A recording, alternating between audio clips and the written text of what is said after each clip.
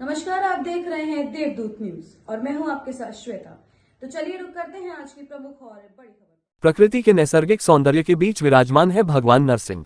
बालाघाट जिले के लामता के पास स्थित यह नरसिंह मंदिर न केवल एक तीर्थ स्थान है बल्कि अपनी अनूठी ऐतिहासिक और आध्यात्मिक विरासत के लिए प्रसिद्ध है। बालाघाट जिले की सतपुड़ा की सुरमई वादियों से आच्छादित मध्य प्रदेश की गोद में बसे बालाघाट जिले में वैसे तो पुरातत्व और पर्यटन की असीम संभावनाएं हैं, लेकिन सही प्रचार प्रसार नहीं होने और जानकारी के अभाव में इस क्षेत्र के जानकारी इन तक नहीं पहुंच पा रहे हैं। जब हमारी टीम ने अपने दर्शकों के लिए मध्य प्रदेश पर्यटन टूरिज्म बोर्ड के साथ ऐसे ही एक पर्यटन व दार्शनिक स्थल का मुआयना किया था, ये स्थल पर्यटन प्रेमी को खूब भा रहा है। पर्यटन और दार्शनिक स्थलों की श्रृंखला में जिले के लामता नरसिंह की ऊंची पहाड़ी पर विराजमान भगवान नरसिंह देव का मंदिर शुमार है।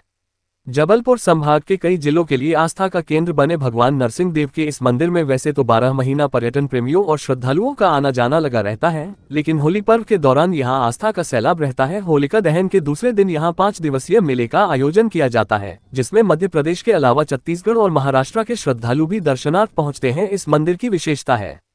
कोचीवाड़ा ग्राम के सरपंच सुशील कटरे बताते हैं कि यह नरसिंह मंदिर काफी प्राचीन है। ब्रिटिश शासनकाल से मंदिर में चैत्र कृष्ण पक्ष में मेला लगाया जाता है। श्रद्धालुओं के लिए धार्मिक अनुष्ठान व सैलानियों के लिए सैर सपाटे के इंतजाम किए जाते हैं। मेले में सबसे दिलचस्प झंडा तोड़ने वाली परंपरा है। भगवान नरसिंह के नाम से 35 फीट ऊंचे और चिकने पुल पर झंडा बांधा जाता है। इस पल पर बिना किसी मदद से चढ़कर झंडा उतारने वालों को पुरस्कृत भी किया जाता है। इस मंदिर से श्रद्धालुओं की अटूट आस्था जुड़ी हुई है। आसपास के कई जिलों के लिए एकमात्र नरसिंह देव का मंदिर होने के कारण यहां श्रद्धालुओं की अटूट आस्था देखने को मिलती है। श्रद्धालु 250 खड़ी चिड़िया चढ़कर मंदिर में पहुंचते हैं। मंदिर तक पहुंचने पर यहां की नैसर्गिक सौंदर्य से समृद्ध नरसिंह का पहाड़ी में चाचू और बिच्छी हरियाली आगंतुकों का स्वागत करती है।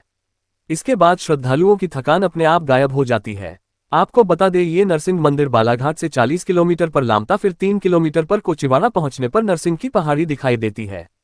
ग्रामीणों का कहना है कि सरकार इस ओर ध्यान नहीं दे रही है, जबकि यह पुरातत्व में अंकित होने के बावजूद सरकार इस पर ध्यान नहीं दे पा रही है। अगर सरकार इस पर ध्यान दे तो यह एक दार्शनिक पर्यटक स्थल बन सकता है, जिससे यहाँ के ग्रामीणों के लिए रोजगार के आयाम खुल सकते हैं और पलायन रुक सकता है। जब हमारी टीम ने वहां के ग्रामीणों से चर्चा की तो उनके द्वारा बताया गया कि अमोली और कोचीवाड़ा के पास एक प्राचीन और चमत्कारी नरसिंह भगवान मंदिर स्थित है। यह मंदिर घने जंगलों और प्राकृतिक सुंदरता के बीच है, जहां भगवान नरसिंह स्वयंभू रूप में विराजमान है। इस मंदिर की मान्यता है कि यहाँ जो भी अपनी मनोकामना लेकर पहुँचता है उसकी मनोकामना अवश्य पूर्ण होती है। नया व्यक्ति रहता था तो कहीं ना कहीं कंफ्यूज रहता था कि नरसिंह मंदिर जाने के लिए रास्ता कौन सा है, लेकिन आपने आज के इस मेले के आयोजन में हमारे क्षेत्र के विधायक आदरणीय मधु भगत जी उपस्थित है। एक बार जोरदार ताली बजाकर स्वागत करने अभिनंदन, क्योंकि उनकी विधायक निधि के माध्यम से ऐसा हमारे मंदिर को एक नई पहचान मिलने जा रही है। क्योंकि आज तक जन सेवा के लिए एक पहल उन्होंने की कि भगवान नरसिंह के द्वार जो उन्होंने तोरण गेट दिया है, अब चाहे मेरे क्षेत्र का हो या बाहर से आए कोई भी दर्शन करने वाले व्यक्ति हो, उनको कहीं भटकना नहीं पड़ेगा और वहाँ सीधे नरसिंह भगवान के दर्शन करने के लिए यहाँ पर आ जाएंगे। और हम यहाँ उपस्थित चाहे वो सरपंच हो या जनपद से हो या देते हुए बताएंगे कि आज यहाँ पर एक मेले का आयोजन किया गया है। क्या मान्यता है नरसिंह भगवान की और जो पुरातत्व से प्राचीन मंदिर है, क्या विशेषता है? मैं अधिवक्ता उमेश वाघाड़े और वर्तमान में मेला समिति का सचिव हूँ। जैसा कि देखा जाता है कि होली के पावन पर्व में प्रति वर्ष अनुसार इस वर्ष भी मेला पुराण का आयोजन किया जाता है, लेकिन फिर भी आज वर्तमान स्थिति में देखी जाए नरसिंह भगवान की स्थिति आज भी जर्जर स्थिति में पड़ी हुई है। सीढ़ियों की बात की जाए तो जिसमें नन्हे मुन्ने बच्चे और बुजुर्गों की चढ़ने की तो व्यवस्था बिल्कुल भी नहीं हो पाती। तो मैं यही कहना चाहता हूँ शासन प्रशासन और जनप्रतिनिधियों से, जो कुंभकर्ण की निद्रा में सोए हुए हैं, आप उठ जाइए और इस क्षेत्रीय मंदिर जो है 16वीं शताब्दी से जो अभी वर्तमान में है, इस पे विशेष ध्यान दीजिए, क्योंकि यह मध्य प्रदेश पर्यटक स्थल में घोषित है या नहीं इसकी तो हमें जानकारी नहीं है, लेकिन इसकी पर्यटक स्थल में घोषित करवाइए और घोषित करवाने के बाद सर्वेक्षण करवाइए, क्योंकि इससे पूर्व में हमें जानकारी है कि यहाँ सर्वेक्षण हुआ था, लेकिन तत्पश्चात भी यहाँ पर अभी तक कोई कार्रवाई सुनिश्चित नहीं की गई। ये हम क्षेत्रीय जनता बहुत परेशान है अगर यही क्षेत्र का अगर विकास नहीं होगा तो हम किससे अपेक्षा करेंगे। मैं ऐसे ही विश्वास और आशा के साथ मैं कहना चाहता हूँ कि इस मंदिर का जीर्णोद्धार करें और इसका पर्यटक स्थल घोषित करें, जिससे दार्शनिक स्थल हो और पर्यटक स्थल घोषित हो, जिससे लोगों का यहाँ सुगम, व्यवस्थित और आने जाने की व्यवस्था सुचारू रूप से हो सके। मैं ऐसी अपेक्षा करता हूँ। जी सरपंच जी, बताएंगे आज नरसिंगा में क्या कार्यक्रम था और किस प्रकार से यहाँ पर कार्यक्रम आयोजित किया जाता है। जी, हमारे जैसे प्रतिवर्ष अनुसार लगभग 50 वर्षों से यहाँ पर मेले का आयोजन किया जाता है। और यह जो मेला है हमारे यहाँ होली के समय पंचमी को लगता है। इस बार 2 तारीख से 2 मार्च से 8 मार्च तक यहाँ पर विष्णु पुराण का आयोजन किया गया था।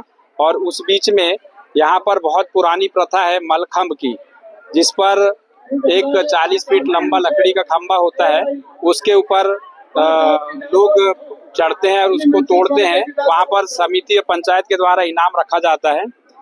और जैसा कि हमारा जो मंदिर है नरसिंह पहाड़ी मंदिर, तो यह लगभग 16वीं शताब्दी का है और यह पुरातत्व विभाग में अंकित भी है, परंतु पुरातत्व विभाग में संरक्षित स्थल की श्रेणी में नहीं आता। इसके कारण शासन प्रशासन का जो ध्यान है इस तरफ नहीं है।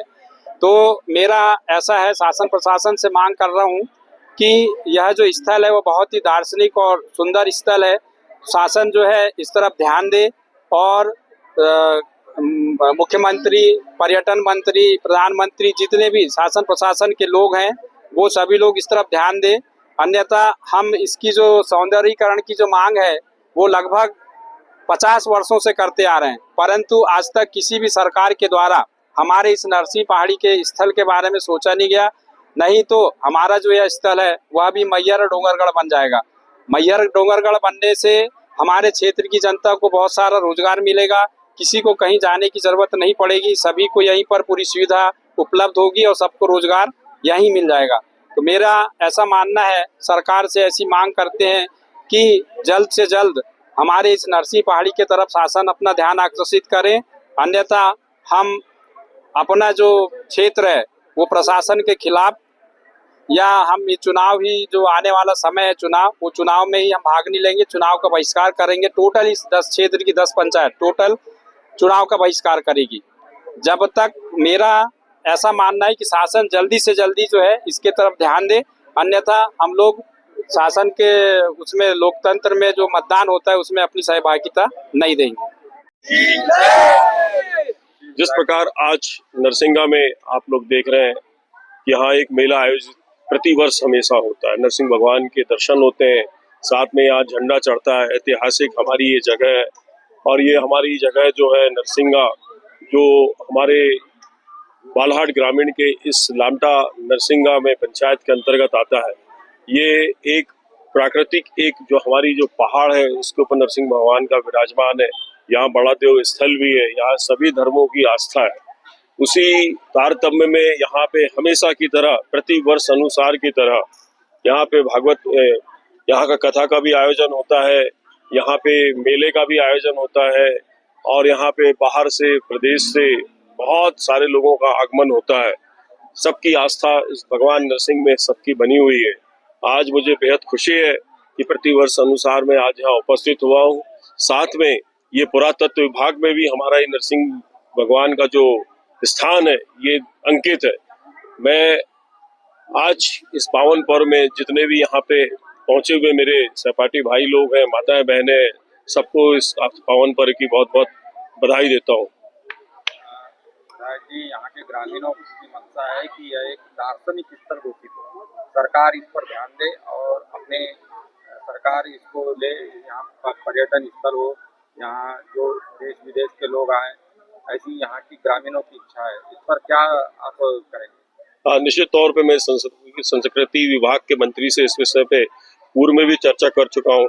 इस बार मैं आपके माध्यम से चूंकि आप लोग एक हमारे चौथे स्तंभ, इसको भी आप लोग दर्शन करवाएं इस प्रदेश की सरकार को। मैं भी मंत्री से बात करूंगा, मुख्यमंत्री से बात करूंगा, इसको एक दार्शनिक स्थल के तौर पे, एक तीर्थ स्थल के तौर पे इसको घोषित किया जाए हमारे नरसिंह भगवान को, और ये यहाँ की जो प्राकृतिक सौंदर्य है उसको। साथ में मैं ये कहना चाहूंगा कि यहाँ पे इसका इतिहास 100 साल से ज्यादा है। तो इसको मैं समझता हूँ, अगर ये पुरातत्व में अंकित है, लेकिन ये मध्य प्रदेश के नक्शे पे कहीं ना कहीं इसका नाम छूटा है, जिस वजह से इसका सौंदर्यीकरण में इसको कहीं ना कहीं समस्या हमारे इस प्राकृतिक दार्शनिक स्थल को आ रही है। आज यहाँ एक खेल भी जो होता है मलखम, उसको कहा जाता है, क्या विशेषताएं हैं मलखम की? मलखम की विशेषता आदिवासी हमारे भाई लोगों के एक बहुत बड़ा एक धर्म का केंद्र है, जिसपे सीधे तौर पे एक, अब मैं उसको बल्ली कह लूं या झंडा चढ़ाने के लिए एक लकड़ी का, एक बहुत ही, कौन सी लकड़ी का है, सरई का दामन, उस लकड़ी के ऊपर चढ़ करके करीब करीब वो 30-35 फीट का होता है, वहां जाकर के वो झंडा उतारने का, तोड़ने का काम करते हैं। और ये बहुत ही हमारा एक प्रकार से बहुत पुरानी संस्कृति है, जिसका निर्वहन हमारे इस परसवाड़ा विधानसभा में हर जगह लगभग आदिवासी जहाँ जहाँ पे हमारे बाहुतल्य बसते हैं, वहाँ पे इस प्रोग्राम को किया जाता है, इस आयोजन को किया जाता है आस्था अनुसार।